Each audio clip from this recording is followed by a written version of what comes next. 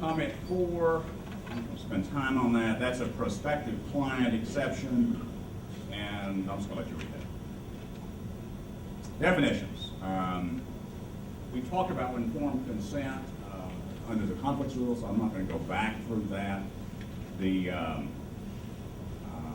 confirmed in writing, we talked about the question of emails, whether that's sufficient, we just don't know. Affiliated. Affiliated is the linchpin for disqualification under the new proposal. And it's a definition in 1.00, like where you'll find almost all the definitions. There's a few in the rules, but most of them are there.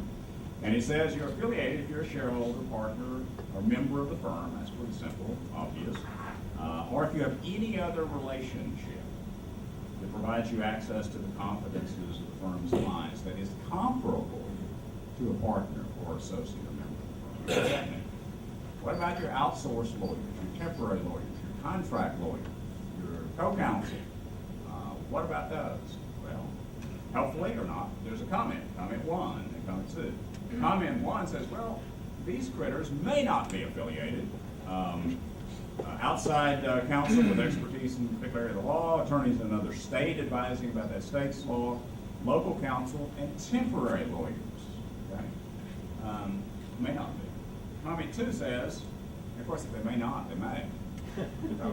Comment 2 says, well, but these may be. Well, of course, they may not be, but they may be. And comment 2 says, of counsel may be affiliated, senior lawyers, I guess I'm senior, you have very white hair, part-time lawyers, and contract lawyers who provide long-term assistance on multiple matters. So those may be affiliated. And then there's a comment that says, well, someone who's not affiliated is someone who would have the relationship based on a joint defense or similar agreement. Okay, that's not affiliated. Well, how come the Texas Supreme Court in the NME decision held you could be disqualified from representing someone when you had confidential information you obtained only under a joint defense agreement, even though you never represented the other person? Are we overturning a national medical or not? But read affiliated and see what it does. If you have any sort of relationship with other lawyers, contract, temporary, outsourced, try to figure out what it means for you. Prospective clients. Rule 1.17, new rule. Begins pretty simply, well, no, it doesn't begin simply. The first concept is there must be a consultation in good faith, right? And that's designed to prevent the shopping, the law firm conflict shopping that sometimes is going on, both in family law. Go see lawyer X, she or he is a bomb thrower, and you really don't want that lawyer on the other side. And so go see her and find out her time, and then you've got a conflict. Well, would that be a good faith discussion? The idea of that good faith requisite is that same thing, you see it sometimes in small towns where you go talk to every lawyer, and then you're out of town. So that's that. And then you have two basic prohibitions. The Texas law is if the client or the individual involved here has consulted with the lawyer and there is an attorney-client relationship or arguably attorney-client relationship, any action by the lawyer in recommending that is subject to this. Well, and you look at your current PDC ethics opinion on that issue and think about how you prove that. They didn't visit me in good faith. Well, maybe I really wanted an hour of that lawyer's time for a second opinion.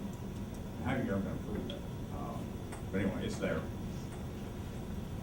Then the basic prohibitions are you don't, of course, use confidential information. The husband in the prospective divorce comes to see me and I don't take the case, but then I take the wife the next day. Can't use confidential information. I can't be adverse. Except I can be adverse if I've done one of two things. This rule has very interesting exceptions. The first one, on the exception of the confidentiality and conflicts prohibition, going to the other side, prospective clients. The first one is, if I obtain informed consent confirmed in writing to the representation. So just imagine when that's going to happen. This prospective husband in divorce comes to see me and tells me everything about the case and why he wants a divorce and the property, and I said, well, I'm not going to take your side. Now, I would like to get your informed consent to take the other side. I want to tell you all the material risks and reasonably available alternatives. The risk is I'm going to use everything you just told me to nail you. And the reasonably available alternative is you can say no. Who in the world is going to say yes? Never gonna ask the client for that in the first place. No, I mean, it's an interesting exception, but it's probably more theoretical than real. Now, the second one is a little Even more worse. Yeah, he would say it's worse, some would say it's different. This is the conditional interview. So I'm gonna interview someone, and I think there is one little niche potential utility to this. But it basically says the same thing we just did, we do it in advance.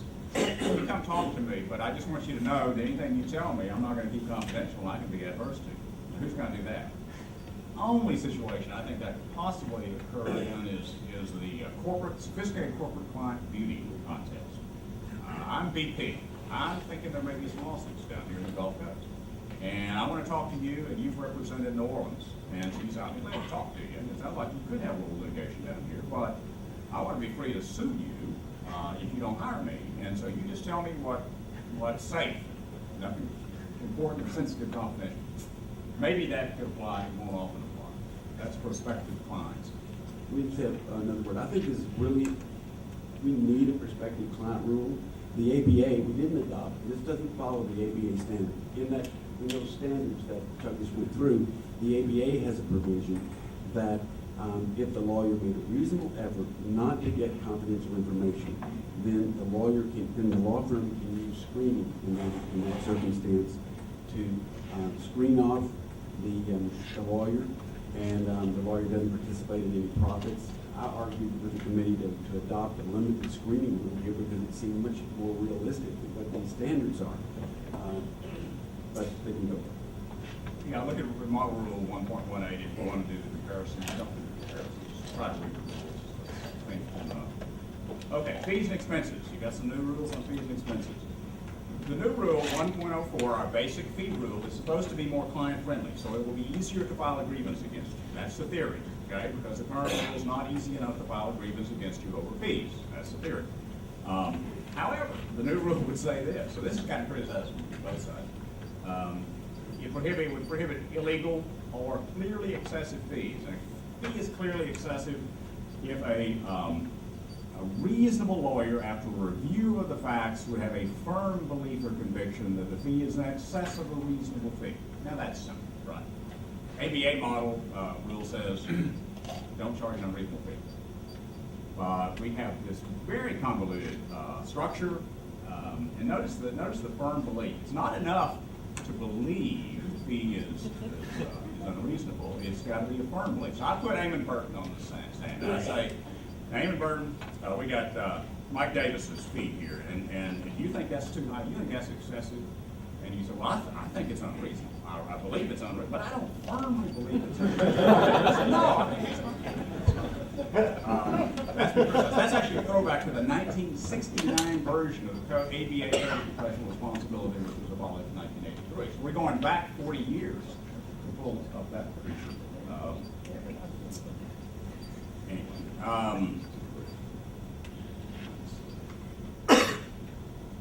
Oh, here's one. This is interesting. You must communicate any change in your fee to the client. Okay, what does that mean? Does that mean I have a letter to my client at the outset of the representation that says we regularly increase our hourly rates? Is that enough? Does that mean if you look real close between my December bill and my January bill, you could tell in writing that the different rate because the hourly numbers are different? Would that be adequate communication? Does it mean I need to send a letter, those emails, call them? What do we do? Don't know. Comment doesn't say.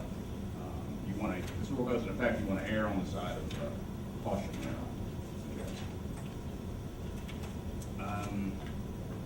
Safekeeping of property. This has gotten some attention from the plaintiff's lawyers. This was modified in the October version of the rules, proposed rules, October 2009. There was language in there that seemed to create a duty on the part of plaintiff's lawyers to search out every lien holder, everyone who might have an interest. And that got a lot of comments, a lot of negative comments. The Supreme Court changed that in the April version, which is what we're dealing with now. And however, what it didn't change was the duty to distribute. So now, the language now is, You have to notify, there's a notification duty when you get funds, and there's a distribution duty. And you have to notify persons only of concerning such property as you know belongs to the third person. So I give notice to who I know belongs, the property belongs to. Pretty simple. If I don't know, I'm not going to be in trouble. But the distribution duty they didn't add that knowing, that scienter element, and so it, on its face, ostensibly, is a strict liability distribution rule. And it's not different than what we have now, but the contrast is different. And Kenneth Peterson, the rules attorney, said, yeah, it's probably strict liability. So your duty to distribute is to anyone entitled to the funds. Anyone entitled to the funds. Well, suppose you don't know somebody's entitled to the funds. What sort of due diligence do you have to satisfy that? So that's got some attention.